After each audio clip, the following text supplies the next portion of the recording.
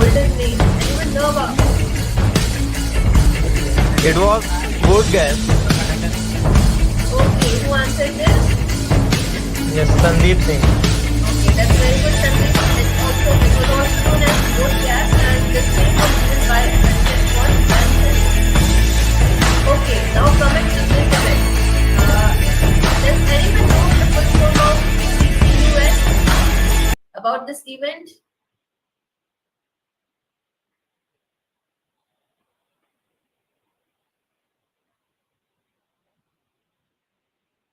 Does anyone know the full form of CCUS?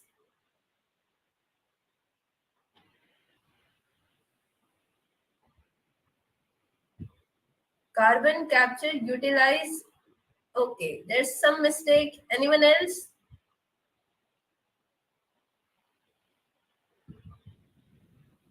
Carbon capture, utilization, and its storage. That's very good, Sandeep. You are going very well. CCUS stands for Carbon Capture, Utilization, and its Storage. So, friends, my last question will be, what kind of scenario are you making after listening to this word? CCUS, Carbon Capture, Utilization, and its Storage. What kind of scenario do you make in your mind?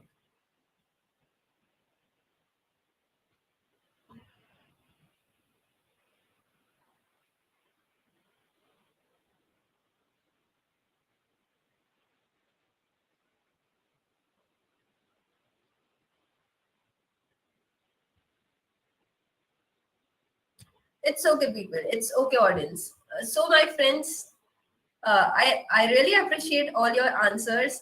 It's okay. Like, it's very good to interact with you people. Now, let us move to the commencement of this event.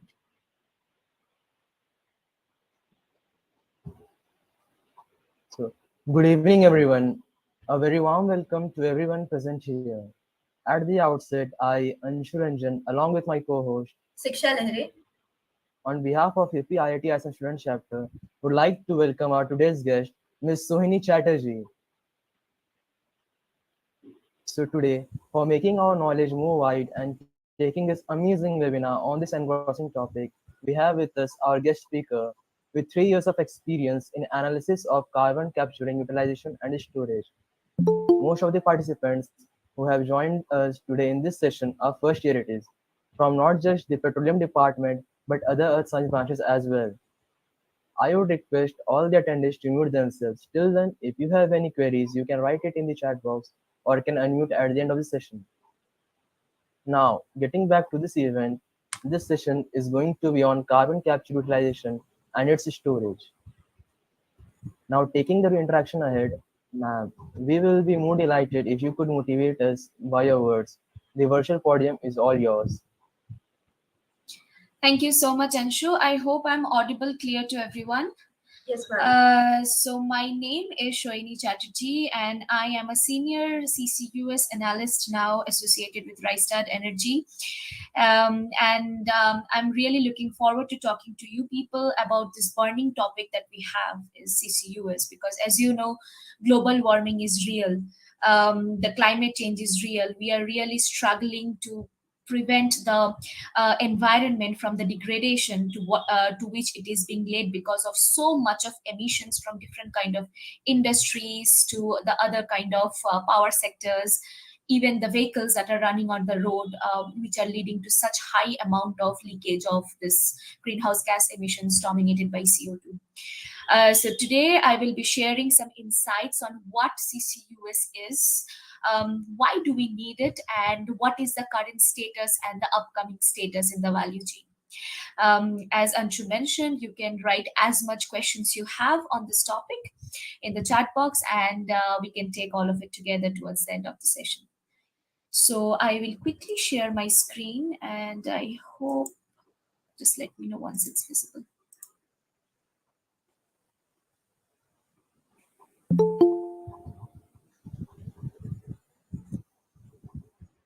Let me know once it's visible and we can start with it. Yes, ma'am, it's Yes, visible. ma'am, it's visible. Okay.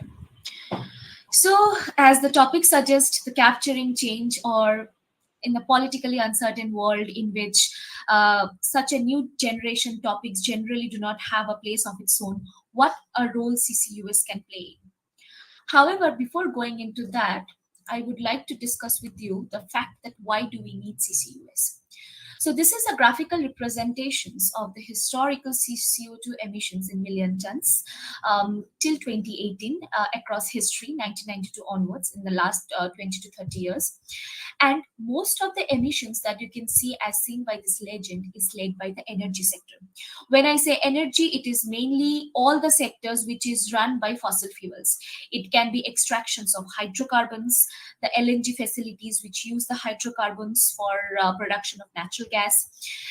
It can be any power sectors that are run by coal, gas, as well as the vehicles that are running on the road as well. So energy comprises of more than 90% approximately of all the emissions that we have today. And when we talk of energy sector, the major emissions is CO2. And these are also called very hard to abate sectors, because other than capturing the CO2 from being released into the atmosphere, there is no other way you can go on with the activities of using these sources. Like, for example, if you want to continue running your power sector, say a coal power sector, any it can, or vehicles that are running on the road, or any kind of extraction of hydrocarbons, you only can you do it if you are capturing CO2 from their facilities, and hence preventing the damage to the environment as well. Okay, so this is where CCUS comes into play, because CCUS means carbon capture, utilization and storage, meaning you're capturing the CO2 using different technologies, and then you are doing something so that the CO2 once captured doesn't go back to the environment. That is, you are using it for storage underground, or you are utilizing it, meaning we are using the CO2 to make products that permanently stores the carbon dioxide. Understand? So this is where CCUS comes into play. And as I mentioned, the global warming is real. The damage across biodiversity, the temperature changes, the different kind of, for example, the recent trends of activity, like we are seeing heat waves in Canada. This is something very unnatural for a country like Canada, which is all very close to the Arctic, means it is covered by snow. But we are seeing such kind of heat waves, different kind of flood activities that are so enhanced that the damage to the environment in terms of the living things like people, the livestock, as well as property damage is extreme.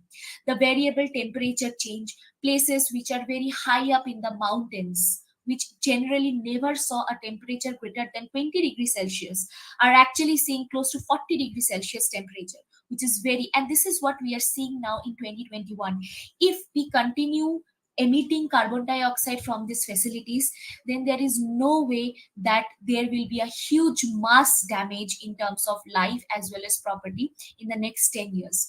So that is why every country globally are really ramping up different activities so that they can capture these emissions, and that is where CCUS comes into play. Okay, now having said that, let us try to see the scenario. So when these countries are actually undertaking different activities to reduce the emissions or CO2 from going into the atmosphere, they are establishing different scenarios. So right now, we as environmentalists are working towards establishing a place or a scenario in which the temperature doesn't go up to 1.6 degrees Celsius, doesn't go up to 1.8 degrees Celsius, and doesn't go up to 2 degrees Celsius. If we can limit our climate to an extent that it doesn't touch these scenarios, we are at a good place. Okay. Now, what CCUS plays role in that? So as you can see, these graphical representations for these different scenarios, this is the amount of carbon dioxide that has to be avoided through CCUS by 2050. So as you can see, for 1.6 degree scenario, at least an amount of 7,984 million tons needs to be captured. For 1.8 degree scenario, a comparatively lesser value of 4,919 million tons of CO2 capture, and for 2-degree scenario, a much lesser value of 3,885 million tons. So this is the amount that needs to be captured thoroughly till in the next 30 years, so that we do not reach these degrees and save our environment from the degradation. Now, having said that, let us enter into the actual value chain of CCUS and try to understand that what it is and what it looks like. So this is like a diagrammatic representation of the entire value chain. So in the CCUS, the first C component is capture, which is basically capturing the carbon dioxide from different kind of facilities that release the acidic gas or the carbon dioxide. So when I say facilities, it can be an industry sector, like for example, you are manufacturing some chemicals, petrochemical industries, any kind of chemical industries requires capture of CO2, because CO2 is the major byproduct that is associated with any industrial production. It can be hydrogen production, power generation, so any coal power generation. So in India is quite prolific in coal power generation. Most of these power generation facilities which are there in our industrial places or industrial belts are led by coal, which is the easily available kind of fossil fuel, and yet the most CO2 emission intensive element as well. And it can be removals as well.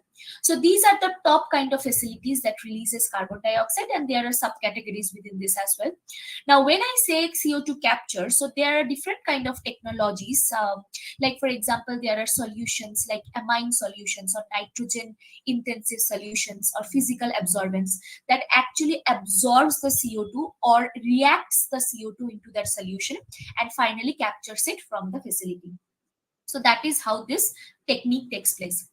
Now, after you capture CO2, it's generally in a gaseous phase. So you need to first purify it, because it's not always like when there is emissions, there is not just pure CO2. There can be nitrogen, there can be sulfur, there can be a lot of things which are in very small amount. So it is necessary that you purify it and separate it from all the other phases that is there, followed by you need to compress and liquefy it. Now, liquefaction or converting it into a liquid phase is a very important step before we transport the CO2, because of various factors like gas. So when you are taking out hydrocarbons in the form of a gas from a reservoir, after taking it out, before sending it to a transportation facility, you liquefy it and then you transport. So same logic for CO2 as well. Once you capture it, you purify it and then you liquefy it. Now, after liquefaction, you have to transport it. Now, the major kind of transportation routes that is available today with the CCUS landscape are pipelines. It can be an onshore pipeline, it can be an offshore pipeline. Then there are carriers like ships as well as trucks and railway transport. But for rail and truck transport, it is very much necessary that the routes are available, whereas ship is very much a prolific mode of transport in case of large-scale offshore transportation. And pipelines are good for both offshore large-scale transportation as well as small-scale onshore transportation. Now, after transportation, there are two options that are available in which you can permanently capture and store it, which is underground reservoir storage or utilization. Now, when I talk of underground storage, it is mainly in the form of oil and gas fields or saline aquifers. Now, although there are other kinds of geological storage as well, but these are the two dominant forms that are present today, as well as we see this upcoming in the next 20 to 30 years as well. So when I talk of oil and gas fields, now as you know, oil and gas fields, once it is discovered and we produce hydrocarbons, there comes a position in which the hydrocarbons are completely diminished or over from that reservoir. So it becomes depleted. Now, once it becomes depleted, you can actually inject the carbon dioxide into this empty porous spaces. So this is what is meant by depleted oil and gas fields. And the second kind of thing that comes into play is enhanced hydrocarbon recovery. Now, say oil and gas field is in its late life stage and a lot of hydrocarbons, the oil and gas is already recovered. Now, there is a lot of empty space available, but when oil and gas fields reaches its late life, it loses its natural pressure. So in order to take out the remaining hydrocarbons that is there in that reservoir, you need to inject some external fluid. It can be water, it can be methane, it can be carbon dioxide as well.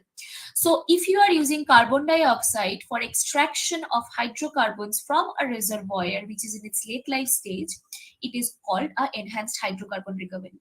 Okay. Now, other than that, I'm sure you are not much aware of this term, is the saline aquifers. So a lot of aquifers are there beneath our earth's surface that are completely saturated with salt water and as such not suitable for drinking water purposes. So there are freshwater aquifers, there are saline water aquifers. Now the saline water aquifers, although they are not suitable for drinking water, but they are very, very much suitable for CO2 storage, because saline aquifers provide a huge amount of volume for you for CO2 storage compared to oil and gas fields. That is why it is quite prolifically emerging in this CCUS landscape today. Okay. Sorry, just, yeah. Now, other than storage, the next option that we can have with the CO2 is utilization, meaning you are using the CO2 to manufacture certain industrial products. So you can use the CO2 for food beverage industry, in cosmetic industry as well, CO2 can be used. It can be used for manufacture of different chemicals like synthetic fuels, methanol, polymer materials, as well as for concrete creation, mineral carbonation, and a different kind of purposes. So this is what you permanently capture, because now the CO2 is used for manufacture of these products and hence it is permanently sequestered or captured. Okay. So this is what the entire CCUS value chain looks like. Now next, I would like to show you a ground level example of a diagrammatic representation with CCUS. So as you can see, there is this power plant, and from these chimneys, the main kind of emissions or gases is released. I am pretty sure you have seen this kind of chimneys in a lot of industrial belts in India, like in North India, even in South India. So what is basically done is the CO2 capture technology or the unit is established in this particular chimneys. So what it does is it can be a chemical solution, it can be a physical absorbance, it can be a membrane kind of a thing. So different kind of technologies are there. So depending on what kind of facility is suitable with the technology, it is installed. So what it does is, once it is installed in these chimneys, it absorbs the CO2 either in that solution or that physical absorbance. So it and hence the CO2 is not released into the atmosphere. Now, after the CO2 is captured, before it is transported to this pipeline, in this particular place, there comes a place where it is actually purified, that is separated from all other kind of impurities that is there, and it is liquefied. As I mentioned previously in my slide, this is where it takes place. Before transportation, this is the place where it is actually liquefied as well as purified. And then, as you can see, it is transported through pipelines for, in this case, shown as storage. So as you can see, this is stored here in one of the place in coal bed. So as I mentioned, although the prominent kind of storage is oil and gas fields and saline aquifers, but there are other kinds of storages as well. One of the examples shown here is coal beds.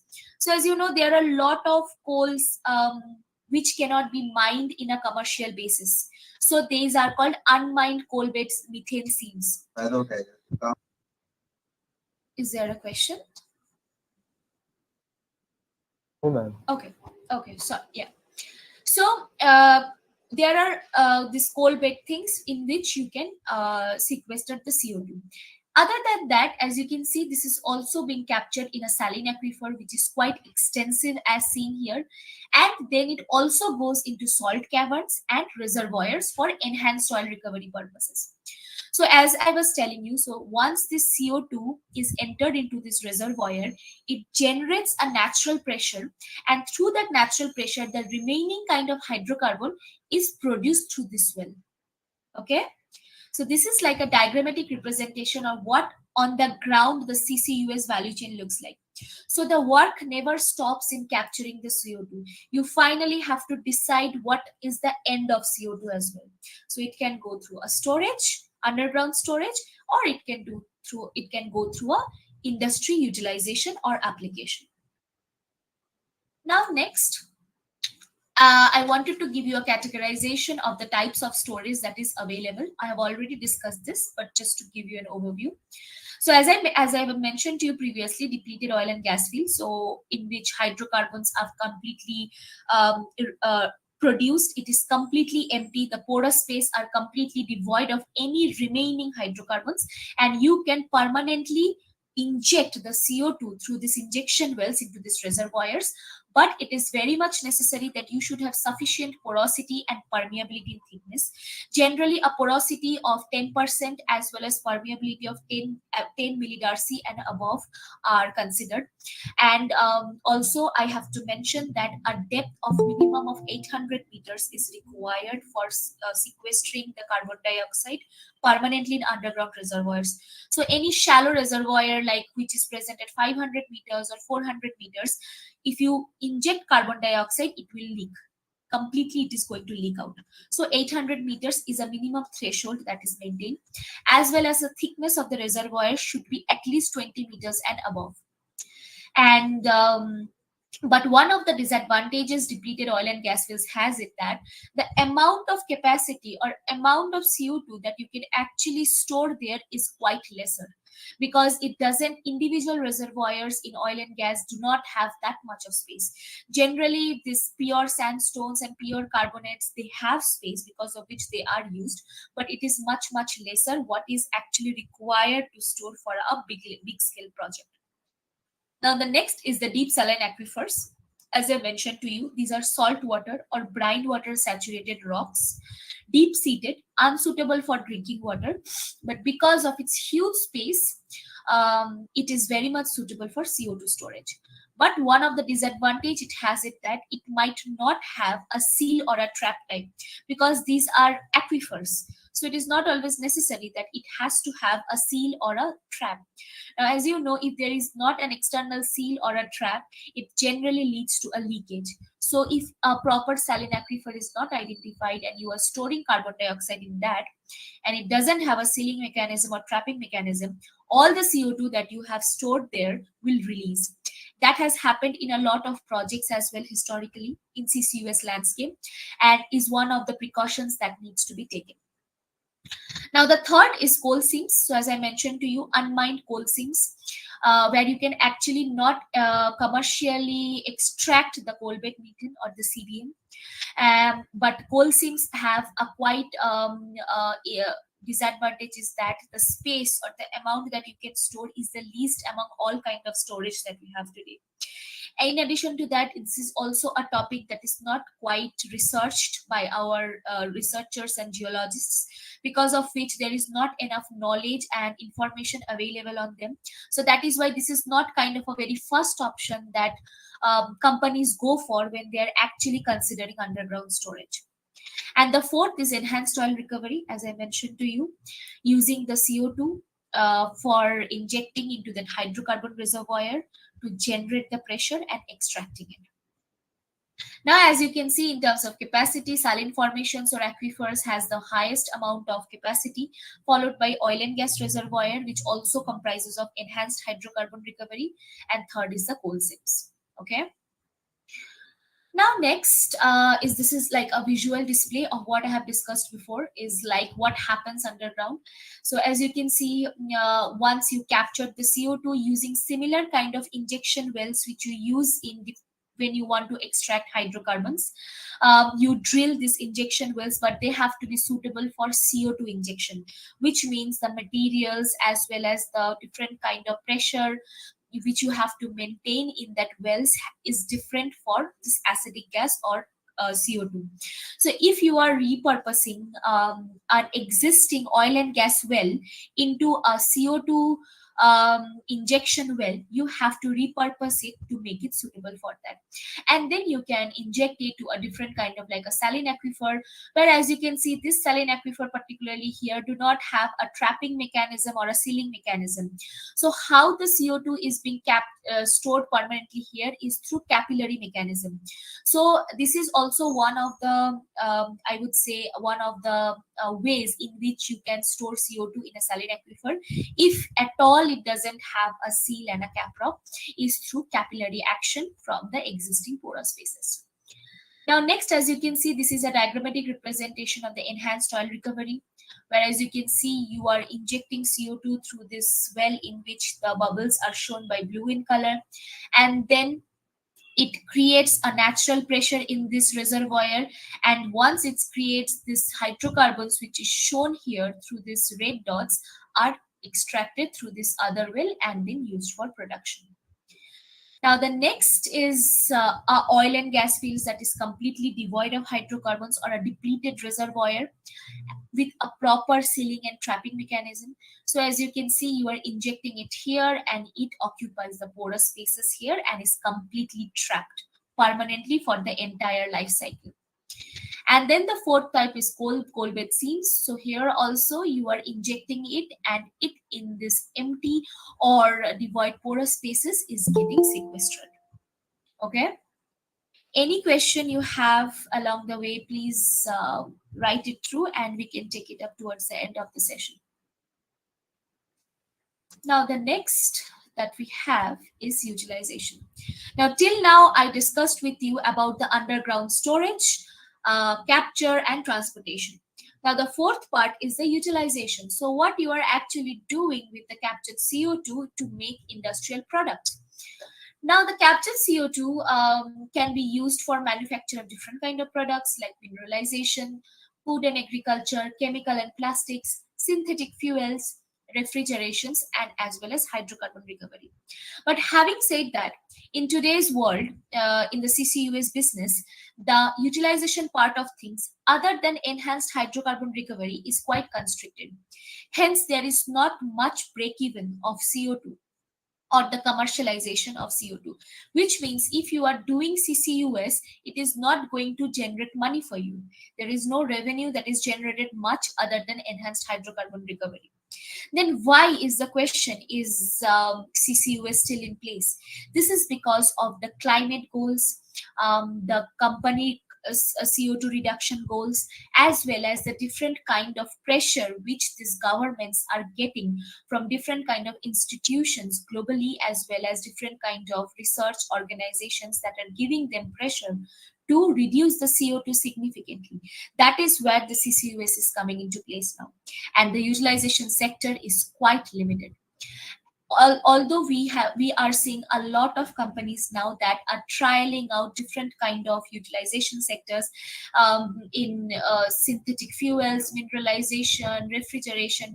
Tata Steel in India is actually trialing out a lot of utilization of CO2 in their facilities in Jamshedpur and all, in their steel factories. So we are definitely seeing quite significant increase in utilization part of things, but to say on a global scale, it is still quite constricted.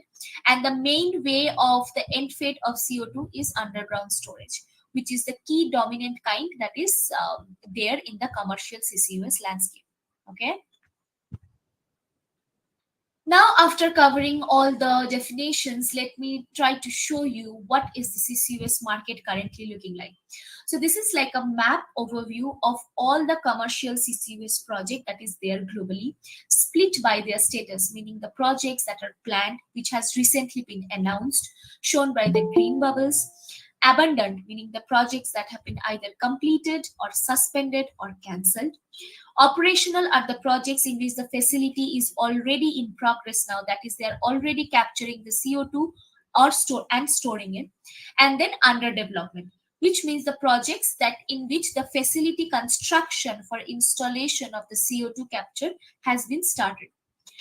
So these, if you see the distribution of these bubbles, where each bubble represents one project, the American countries, mainly Canada and United States, and the Northwest European countries, as well as China in Asia, are kind of dominating the landscape in terms of projects.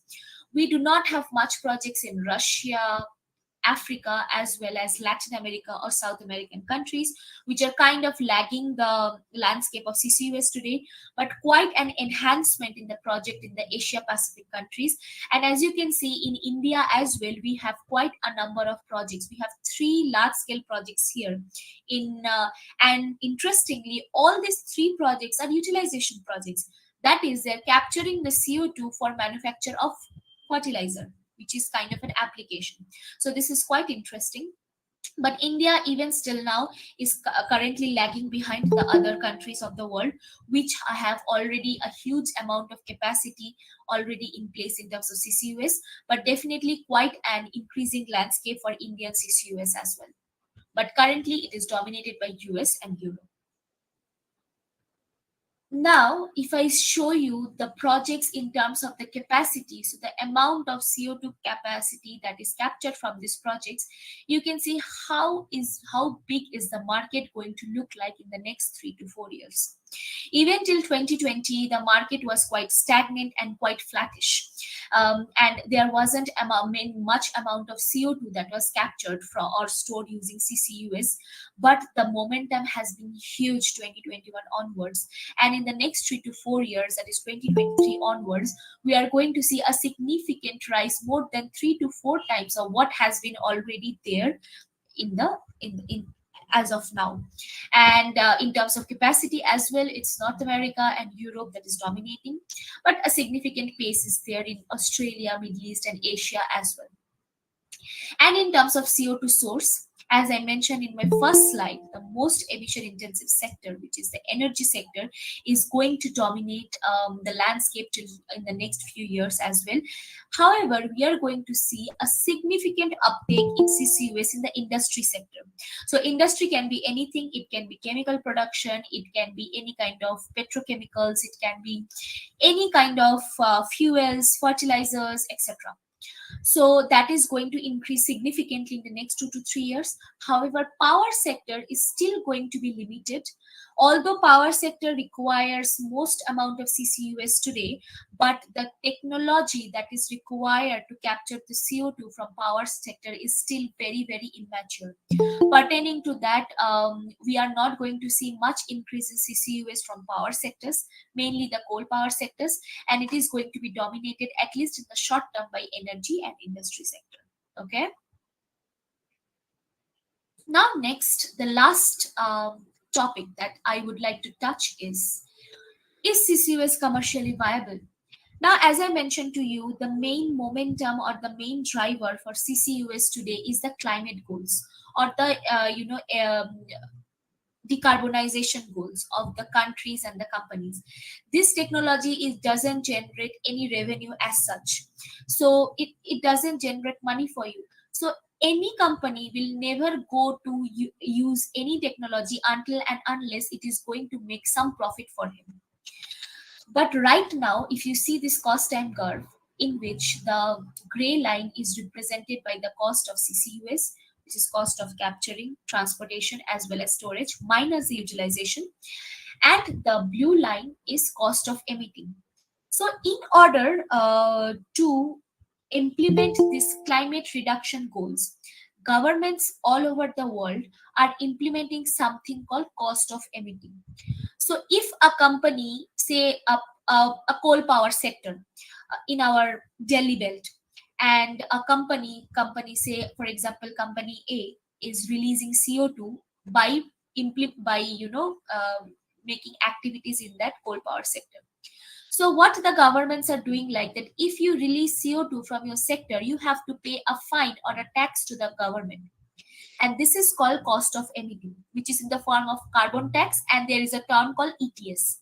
So these are basically the 2 types of taxes that the government levies on the companies if they are releasing carbon dioxide from their facilities. It can be any sector. It can be an energy sector, a power sector, an industry sector, anything. It can be even if you are buying tickets for an aeroplane. So a lot of countries are there in Europe, Northwest Europe particularly, that if you are actually traveling through a flight which is very high emission, it is releasing a lot of CO2, then you have to pay extra money added to your fare. and that is basically a tax even the citizens have to pay. So these are the cost of emitting. So what you do is that you avoid that flight. So this is something that you can do. So if the cost of emitting is very high enough that the cost of CCS comes down, then only this can be commercially viable. So if you see this graph, there comes up intersection point after which the cost of CCUS is on a downward trend, and the cost of emitting, as I mentioned to you, or the taxes and everything, is on an upward trend, meaning it is very high enough. So it is, if the taxes is very high enough that you do something so that you don't emit CO2 from your facility, which is basically CCUS, then is the point where actually we will see the huge growth in CCUS project. And this is where we expect CCUS to be commercially viable. So today, standing at this point of time, a lot of countries are there globally, specifically in Europe as well as Americas, where the cost of emitting is very, very high. And that is why we saw in this bubble chart that the amount of CCUS project is dominating in American countries and European countries. But it is comparatively much lesser in the Asia Pacific countries, which are also very, very highly emission intensive. But in today, and this is because of the reason that the cost of emitting is very low. In India, there is literally no cost of emitting. So that is why you don't see any CCUS right now in the country. But governments all over the world are really ramping up the scale that they implement this cost of emitting kind of a structure in their nations and in their territories. And then definitely we will see in the next 10 years the growth in CCUS projects will be maximum. Okay. So with this, I come to the end of the session. Just let me know if you have any questions. Now, ma'am, we would like to have a question session with you about the topic discussed today. So the first question is, what is the Indian government approach towards CCUS? Are they Okay. really concerned about this? So, as you know, last year Indian government came up with this net zero goals by 2070. Different countries all over the world are planning for a net zero. So, what is net zero? Net zero is basically a state with respect to a particular year, the country reaches zero carbon dioxide emissions into the atmosphere. Okay, so that is basically a net zero state. So Indian government has planned for a net zero state by 2070, and as a part of that, the Indian government now currently is mainly focusing on renewables and hydrogen production. So hydrogen production can be both through blue hydrogen and green hydrogen. So what is blue hydrogen? Blue hydrogen is basically manufacture of hydrogen from natural gas or gas hydrocarbons. So when you manufacture hydrogen from natural gas, it also releases carbon dioxide. But you cannot let that carbon dioxide go into the atmosphere. Then there is no use of making green fuel, right? So that is where CCUS is going to come into place, at least in the next 10 to 15 years in Indian landscape, is through blue hydrogen production, which is hydrogen production associated with CCS. But if you say in terms of policies or regulations or cost of emitting, no, the Indian government has not yet implemented any.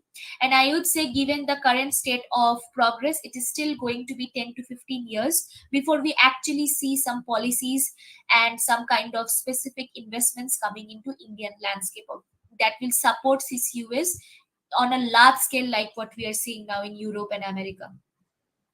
Okay. Thank you, ma'am. We will move to the next question. Ma'am, after some research on social media, we learned that carbon utilization can be counterproductive, meaning that it can give a negative impact. What do you say on this, ma'am? What negative impact? Ma'am, such as carbon utilization, I'm talking about. Yeah, what kind of negative impact are you talking about? Yes, if you talk about negative impact, that yes, we are supporting release of CO2, but that in that way, yes, definitely is a negative. But you know, you are You can't, even in the next 30 to 40 years, if we talk of a situation in which we are going to replace completely fossil fuels with renewables, this is not possible. We do not have that much amount of capacity that we can replace complete fossil fuels with renewables. So fossil fuels needs to be there.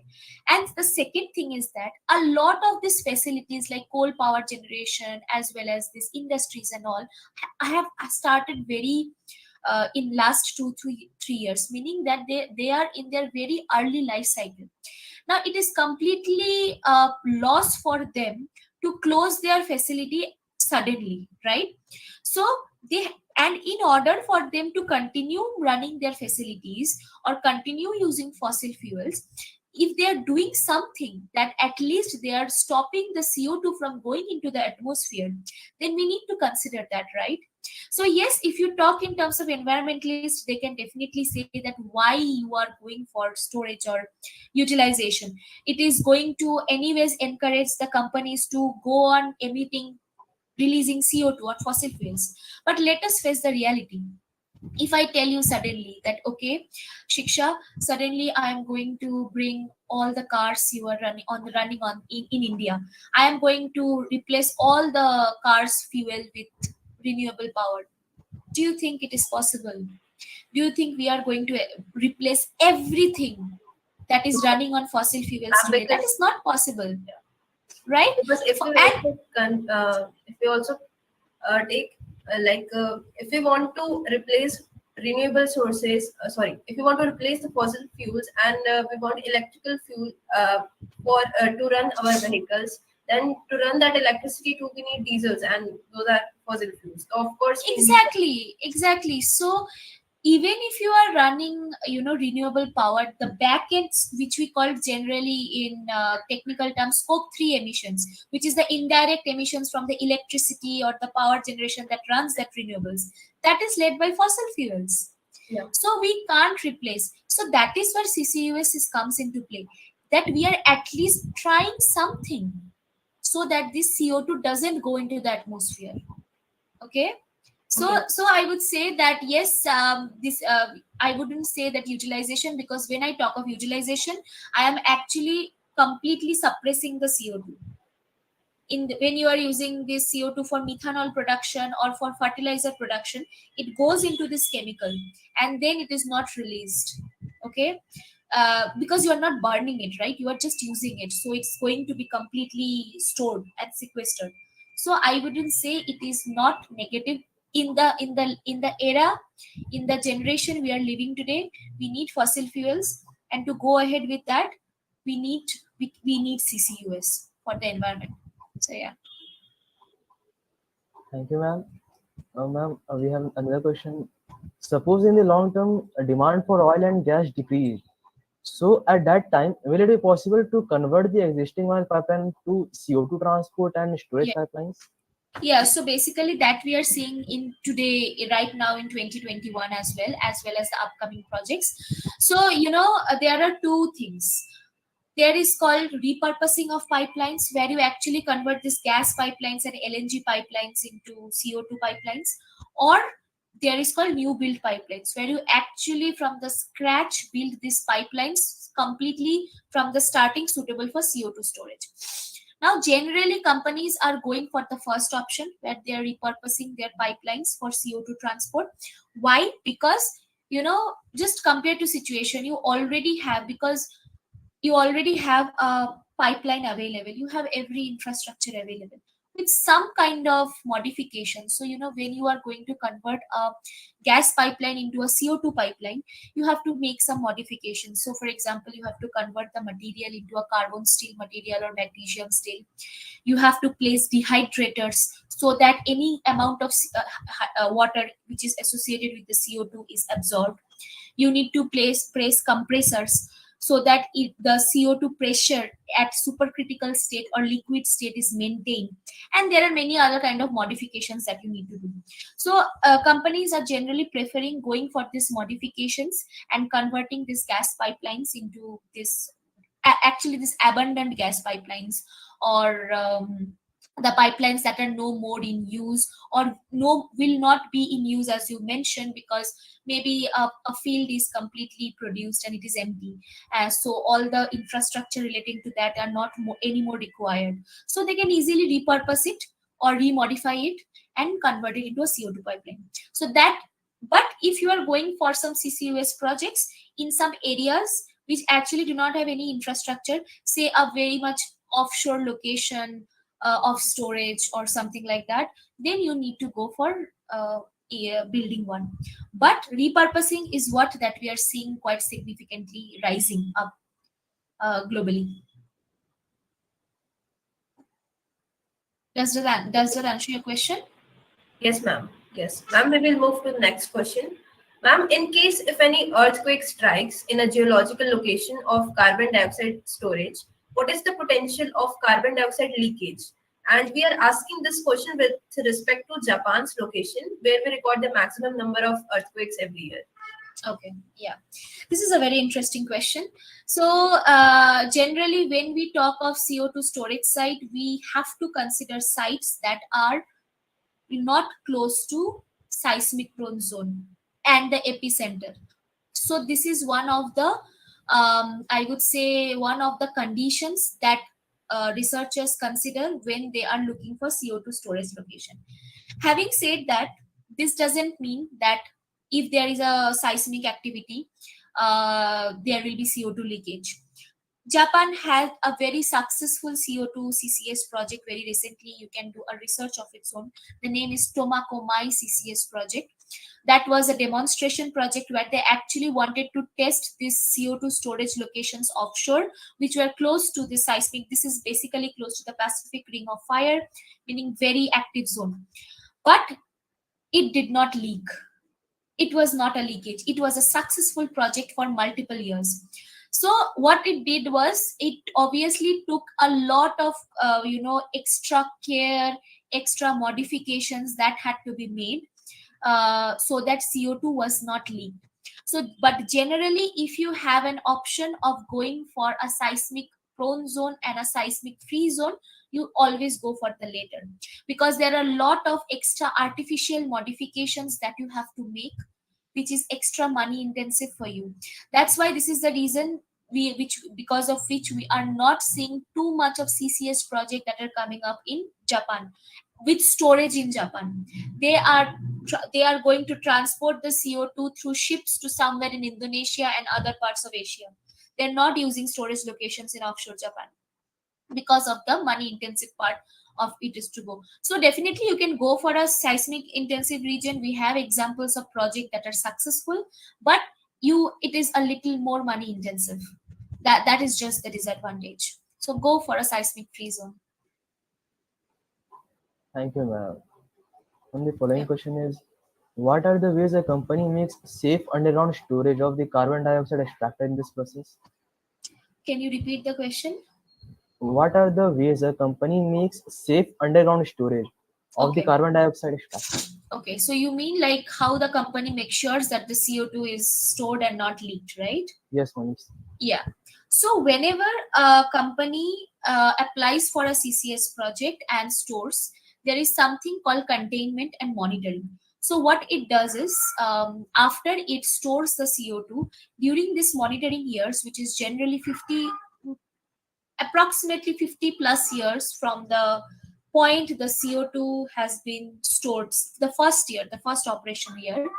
So during this monitoring period, it makes sure through different kind of geophysical activities, imaging activities, that there is no possible leakage. So this is like a basic thing that they make sure after the CO2 is starting to being stored underground. And if there is a possible leakage, they make sure that they take the necessary precautions. For example, recently there was a project, very very large project in Australia offshore, the Chevron led Gorgon project, that actually was not able to sequester the amount of CO2 it was supposed to, and there was a leakage of significant amount of CO2 from the onshore saline aquifers. The reason was that the reason was not because CCS failed. The reason was that the water production wells, so as you know, in a oil and gas field there are water production wells. So the design of the water production well was a disaster, because of which there was a lot of sand that clogged into that reservoir and there was a leakage. So what the company did was it identified the leakage and it took the precautions. It laid, desanding, right? When there is a lot of sand accumulated in reservoirs, I guess petroleum engineers here would identify these terms. So there was desanding activity, and it took out the extra amount of sand and sealed it. So these are kind of the precautions that they took. But in order to avoid any kind of leakage during the monitoring period, before starting the storage, the first step the company does is that they build pilot wells into that reservoir which they are targeting to store the CO2. In these pilot wells, they inject some amount of CO2, and over a period of 1 year or 2 years, sometimes 3 years, they monitor it, that how it is acting, how the reservoir is acting, whether there is a leakage or not, how the containment is there, and everything.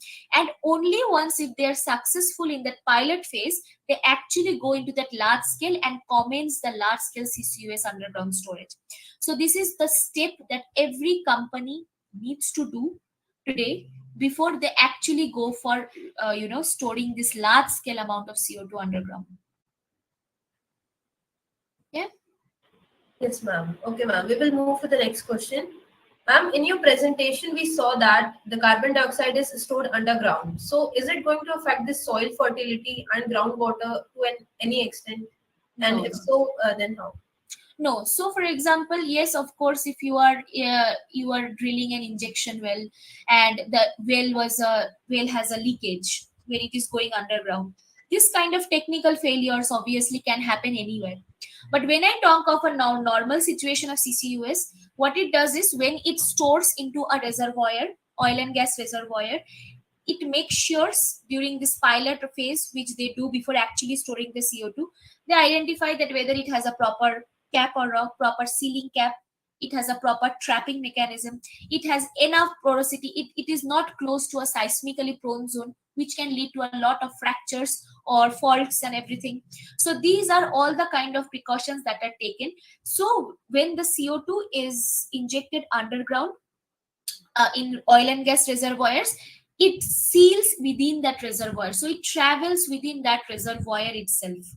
And generally reservoirs are taken in such a way that of course it doesn't have access to water aquifers or fresh water groundwater aquifers.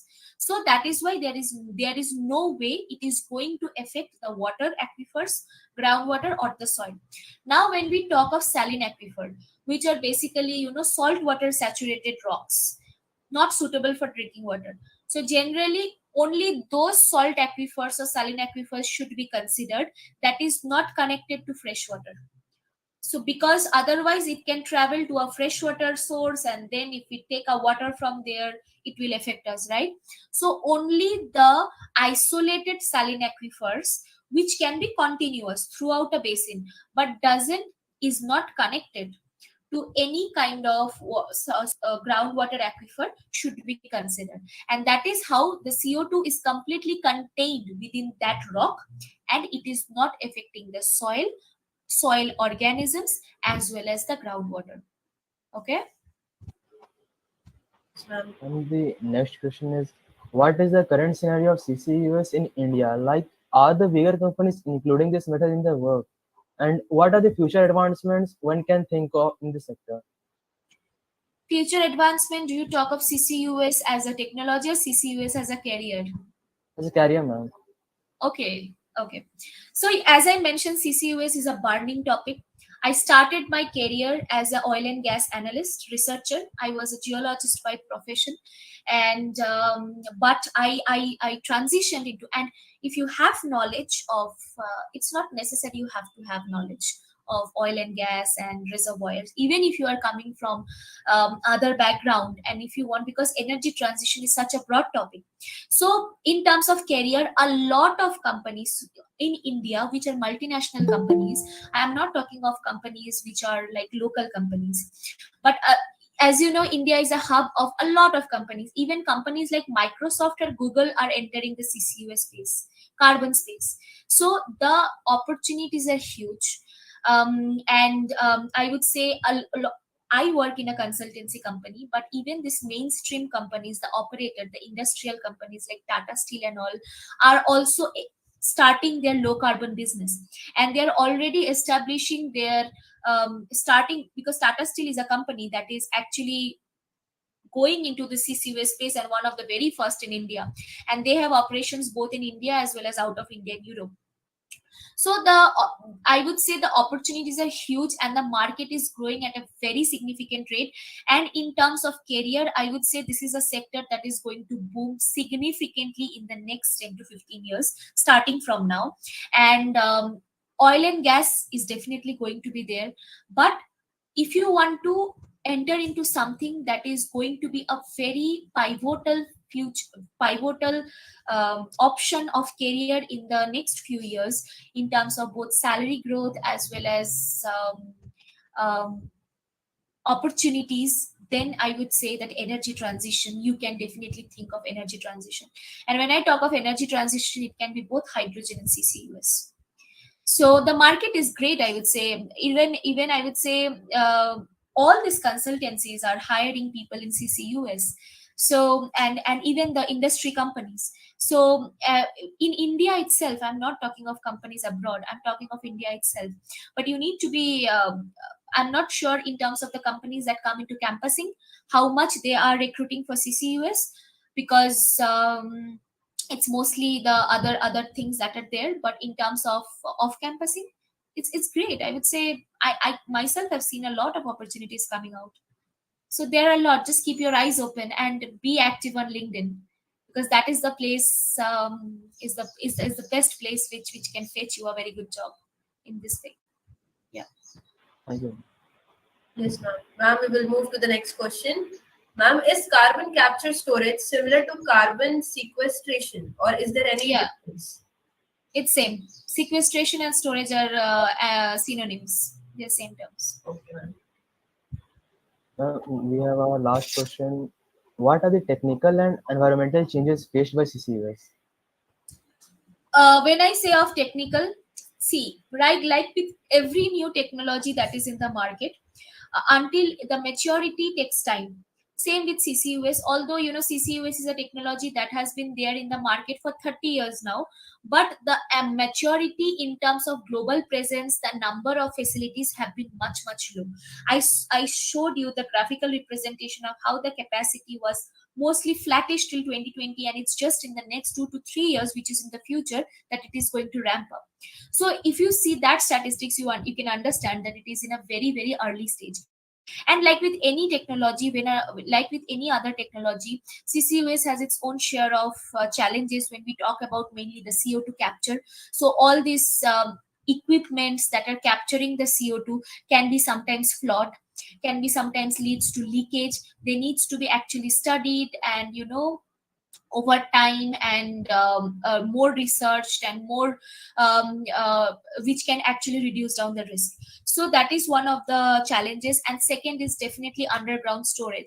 Underground storage is a very new position. Even oil and gas field storage has been there for quite some time, but still it is not quite prolific. That means we do not have too many examples of successful projects. So companies actually need to perform the research from the scratch. They have to perform all the feasibility greenfield surveys. They have to do all the geophysical surveys from scratch, uh, trial with some amount of CO2 and see how it is acting. So these are kind of the technical and underground storage challenges that you can face, which wouldn't have been if the technology was mature like oil and gas. So oil and gas is a mature space. Companies know there are a lot of examples, lot of databases available which you can use to identify where you can drill a well to take out the hydrocarbons. Same is not with CO2. You do not have too many databases available, so it will take still time to mature. So I would say downtime of next 15 to 20 years, you will actually see the more this maturity of this technology coming into place, which is not now. Thank you, ma'am. Yeah. Ma'am, these were all the questions we had today with ourselves. Anyone Okay. who has any further queries can ask by unmuting themselves or type in the chat box.